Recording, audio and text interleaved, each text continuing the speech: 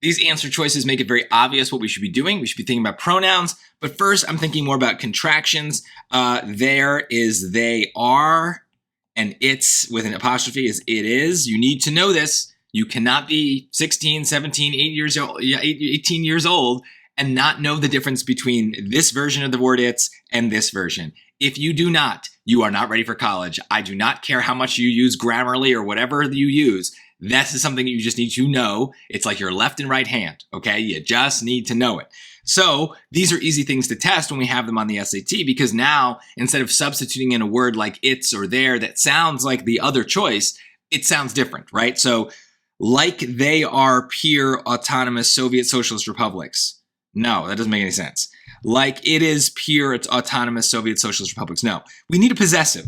And that's what A and C are. They're possessive pronouns. We need one because something possesses these other autonomous republics. That's basically what's going on. Now, I need to look at everything. This is one of those rules where I can't just read the sentence that has the blank. Pronouns can refer to nouns that are anywhere in the passage, so we need to think about this entire thing. So let's look.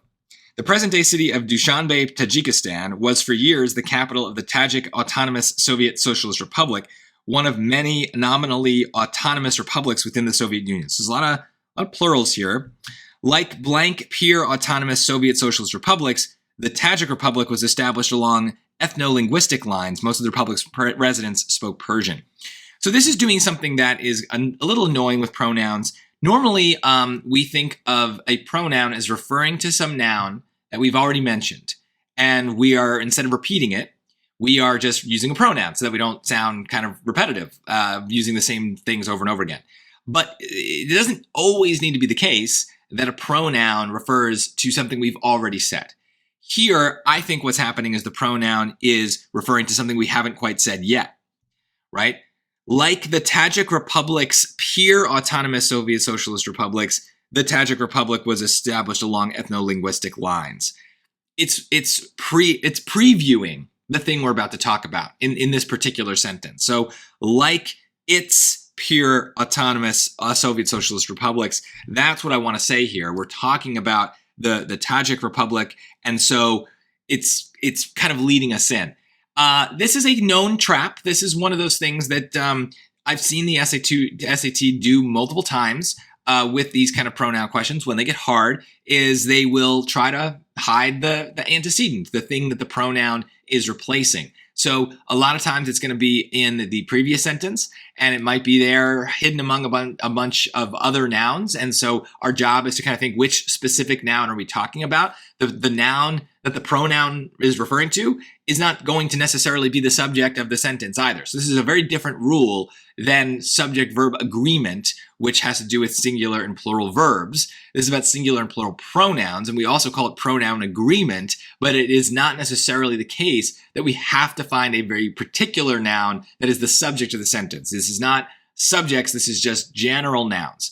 But hopefully you can think of this in a much more intuitive way, because in this case, we are replacing a noun with another noun, basically. That's what a pronoun is. So it allows us to understand the sentence a little bit better. So you can kind of do what I did. Like the Tajik Republic, like the Tajik Republic's peer autonomous Soviet Socialist republics, right? Like its neighbors, the Tajik Republic was established along ethno-linguistic lines. That's what we want to say. So I would have no doubt here, but it's mostly because I know that the SAT is pulling these kinds of traps, so I know to play a little bit of a defense around that. And yes, there are lots of other things that could be kind of maybe the noun here. I think what they're trying to do is maybe think of republics here and here as potential things we're referring to, but that's why maybe try to do that substitution.